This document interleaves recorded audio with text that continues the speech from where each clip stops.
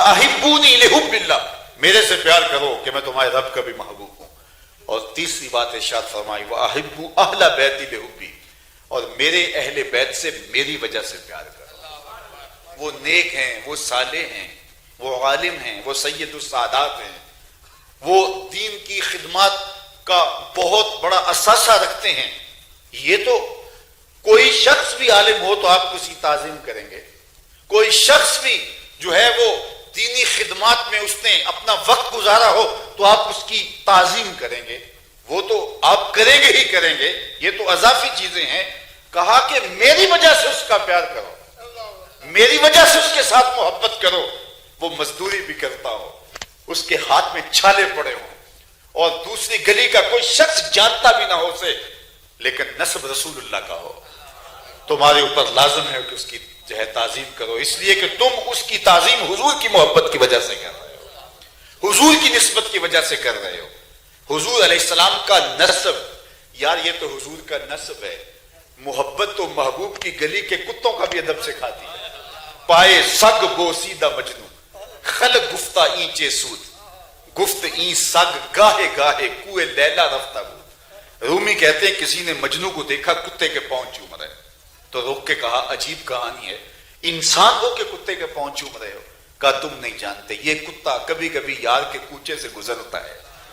جو کتا یار کی گلی سے کبھی کبھی گزرے، گاہے گاہے، کبھی کبھی، روز نہیں، کبھی کبھی جو یار کے کوچے سے گزرے اور وہ ذات کا کتا بھی ہو تو اس کے پاؤں چومے جائیں، یہ محبت کا تقاضا ہے۔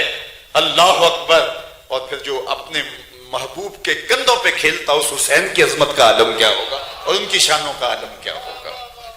ہمیں قرآن بتاتا ہے محبوب نہیں، محبوب کا صرف غلام ہی نہیں، محبوب کے غلام کے گھوڑے ہی نہیں، گھوڑے کے پاؤں سے لگی ہوئی کھریاں، وہ کھریاں ہی نہیں، ان کھریوں سے ٹکراتے ہوئے پتھر، وہ پتھر ہی نہیں، ان پتھروں سے نکلتے ہوئے شرارے۔ رب کہتا ہے میں خدا ہو کہ ان کی بھی قسم کرتا ہوں۔ وَالْعَادِيَاتِ دَبْحًا فَالْمُورِيَاتِ قَدْحًا فَالْمُغِيرَاتِ صُبْحًا۔ محبوب تیری ہی قسم نہیں ہے، تیری اداؤں کی قسم ہی نہیں ہے، تیرے غلاموں کے گھوڑوں کے پاؤں سے لگی ہوئی کھریوں کے ٹکرانے سے جو شرارے نکلتے ہیں مجھے وہ بھی اچھے لگتے ہیں۔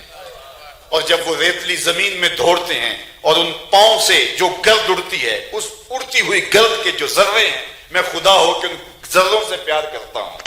اللہ اکبر۔ ان گھوڑوں کے سینوں سے جو آواز نکلتی ہے وہ آواز بھی مجھے پسند ہے، اس لیے کہ تیرے غلاموں کے گھوڑے ہیں۔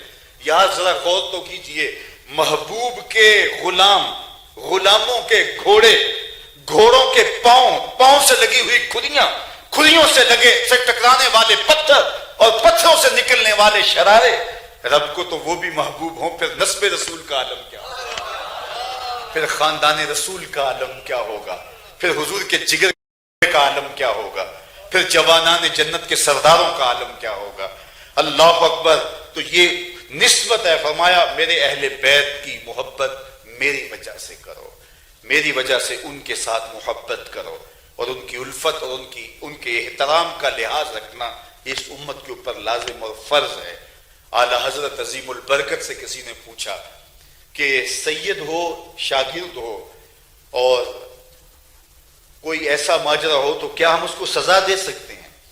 سبق نہیں آیا ہے تو اعلی حضرت نے کیا خوبصورت بات کہی، کہا سزا کی نیت نہ کریں، بلکہ یوں کہیں شہزادے کے کپڑوں پہ گرد لگ رہی ہے وہ جھاڑ رہا ہوں، یہ تعظیم ہے اس خاندان کی۔ تو کہا کہ ایک بات کہ تم نے رسول اللہ صلی اللہ علیہ وسلم کی محبت اپنی اولاد کو سکھانی ہے، اور دوسری بات اہل بیت رسول کی محبت تم اپنی اولاد کے سینوں میں راسخ کرنی ہے۔